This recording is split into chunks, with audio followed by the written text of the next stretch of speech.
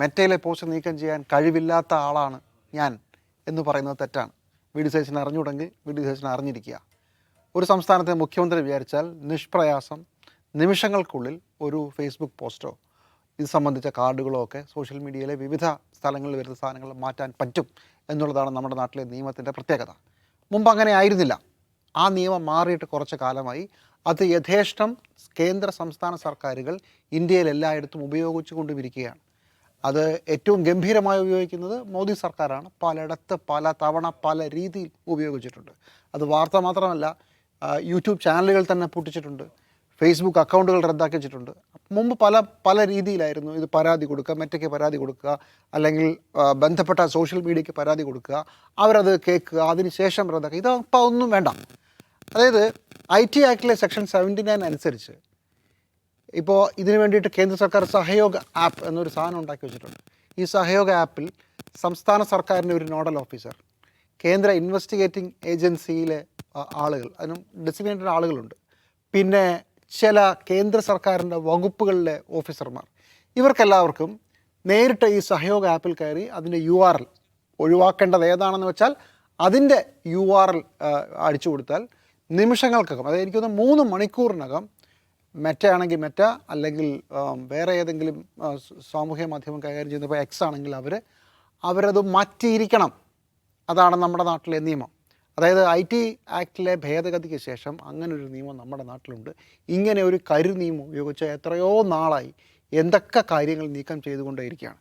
അതുകൊണ്ട് V D Satheesan പറയുന്നത് ശരിയല്ല, അത് അദ്ദേഹത്തിന് അറിയാത്തതുമല്ല എന്നാണ് ഞാൻ വിചാരിക്കുന്നത്. വിനയം കാണിച്ചതാണ്.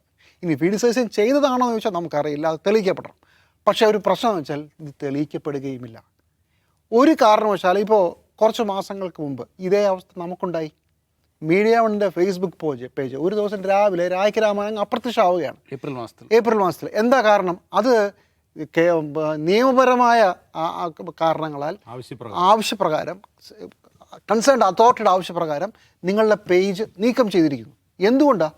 ആരോട് ചോദിക്കാൻ? ആർക്കും അറിയില്ല. അതോറിറ്റി ആരോടെന്ന് പറയില്ല. നമ്മളിതിന് കോടതിയിൽ പോയി കഴിഞ്ഞപ്പോൾ ഇപ്പോഴും ആരാണ് അതോറിറ്റി എന്ന് മെറ്റയാണ് നമ്മുടെ എതിർകക്ഷി. മെറ്റ മറുപടി പറഞ്ഞിട്ടില്ല.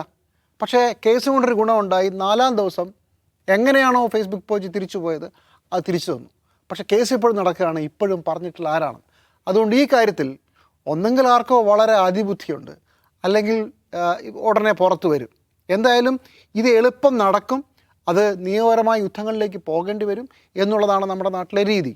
ഇതിനൊരു ചരിത്ര പശ്ചാത്തലം കൂടിയുണ്ട്. എങ്ങനെയാണ് Xനെയും മെറ്റയും ഒക്കെ വരുതിയിൽ നിർത്തിയതെന്ന് ചോദിച്ചാൽ പുതിയ നിയമമാണ്. പുതിയ നിയമം അനുസരിച്ച് ഫേസ്ബുക്കിലായാലും Xലായാലും വേറെ ഏതെങ്കിലുമൊക്കെ ഇത്തരം സോഷ്യൽ മീഡിയയിലായാലും നിങ്ങളൊരു പോസ്റ്റ് ഇട്ടാൽ അത് കുഴപ്പമാണെന്ന് സർക്കാരിന് തോന്നിയാൽ സർക്കാർ നിങ്ങൾക്ക് നിയമ നടപടിക്ക് പോകും. ആ നിയമ നടപടി ആ പോസ്റ്റിൻ്റെ ഉപജ്ഞാതാവിന് മാത്രമല്ല, അത് ഹോസ്റ്റ് ചെയ്ത അതായത് സുക്കർബർഗ് അടക്കം കേസിൽ പ്രതിയാവും എന്നുള്ളതാണ് സർക്കാരിൻ്റെ പുതിയ നിയമം.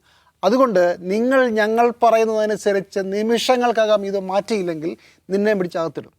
ഇതിനെതിരെ ഫൈറ്റ് ചെയ്ത ഒരൊറ്റ സംവിധാനം ഉണ്ടായിരുന്നുള്ളൂ. അത് X ആണ്. ആ സമയത്ത് ഇപ്പോൾ ട്വിറ്റർ കേസിന് പോയി അവസാനം 2025 എനിക്ക് തോന്നുന്നു കർണാടകത്തിലാണെന്ന് തോന്നുന്നു ഹൈക്കോടതിയിൽ ആ കേസ് തോറ്റു. അതോടുകൂടി ആ സംഭവം അവസാനിക്കുകയും എല്ലാവരും കംപ്ലൈൻ്റ് ആവുകയും ചെയ്തു. ഇതൊരു നിയമമാണ്. ഇപ്പോൾ പലരും പറയുന്നുണ്ട് വളരെ ഓട്ടോമാറ്റിക്കായി ഈ അടുത്ത കാലത്ത് മോദിക്കെതിരെ ചില നീക്കങ്ങൾ മെറ്റയിലിൻ്റെ ഭാഗത്തു നിന്നൊക്കെ ഉണ്ടായി. മോദിയുടെ ഒരു പോസ്റ്റ് നീക്കം ചെയ്തു, പിന്നെ വന്നു. അതുകൊണ്ട് ഓട്ടോമാറ്റിക്കലി മാപ്പ് പറയേണ്ടി വന്നു. അപ്പോൾ ഓട്ടോമാറ്റിക്കലി ഇനിയിപ്പോൾ മോദിക്കെതിരെയോ സംസ്ഥാനത്തിലെ നേതാക്കന്മാർക്കെതിരെയോ മുഖ്യമന്ത്രിക്കെതിരെയോ ഒക്കെ എന്തെങ്കിലും വന്നാൽ അത് ഓട്ടോമാറ്റിക്കലി നീക്കം ചെയ്യുന്ന എന്തോ ഒരു അൽഗോരിതം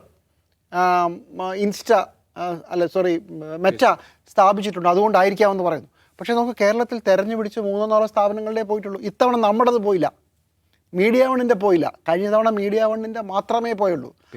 അന്ന് പേജ് തന്നെ പോയി. അപ്പോൾ ഇതെന്തോ വളരെ ദുർഗ്രഹമായ എന്തോ ഒരു സാധനം പുറകിൽ നടക്കുന്നുണ്ട്. അത് ഓട്ടോമാറ്റിക്കലി എന്തോ ഒരു തന്ത്രത്തിൻ്റെ ഭാഗമായി ഓട്ടോമാറ്റിക്കലി എല്ലാം അപ്രത്യക്ഷമാകുന്ന സാധനവുമല്ല. ആരോ പരാതി കൊടുത്തിട്ടുണ്ട്. അത് സഹയോഗ ആപ്പിൽ കയറി തന്നെയാണ് കൊടുത്തത്. ആ പരാതി കൊടുത്തയാൾക്ക് നല്ല വൃത്തിയായി അറിയാം അടുത്ത കാലത്തെങ്ങും ഇത് പുറത്തു വരാൻ പോകുന്നില്ല. മെറ്റയുടെ അടുത്ത് വിവരാവകാശം ചോദിച്ചാൽ നടക്കുമോ? മെറ്റയ്ക്ക് വിവരാവകാശം ബാധകമാണ്? അല്ല. ഇനി ഒറ്റ വഴിയേ ഉള്ളൂ. കേരളത്തിലെ ഈ സഹയോഗ ആപ്പിൽ കയറി ഇങ്ങനെയൊക്കെ മെയിൽ കൊടുക്കാൻ സാധ്യതയുള്ള അവകാശപ്പെട്ട ഒരു ഉദ്യോഗസ്ഥൻ കാണും. ആ ഉദ്യോഗസ്ഥൻ അയാളെ കണ്ടുപിടിക്കുക, അല്ലെങ്കിൽ അവരെ കണ്ടുപിടിക്കുക. ആ ഉദ്യോഗസ്ഥർ എന്തെങ്കിലും കൊടുത്തിട്ടുണ്ടോ ഇത് വിവരാവകാശം കൊടുത്തു നോക്കാം. അപ്പോഴും രഹസ്യത്തിൻ്റെ ഒരുപാട് എന്താ പറയുക മടക്കുകൾക്കിടയിൽ കിടക്കുന്ന ഒരു സംവിധാനം ആയതുകൊണ്ട് ഇതറിയാൻ പോകുന്നില്ല. അതുകൊണ്ട് ഭരണാധികാരികൾക്ക് ഇരുട്ടത്തിരുന്ന് യുദ്ധം ചെയ്യാൻ ഏറ്റവും എളുപ്പമുള്ളൊരു സംവിധാനമായി ഈ പുതിയ നിയമം മാറുകയാണ്. അത് വിതച്ചത് അമിത്ഷായും മോദിയുമാണ്.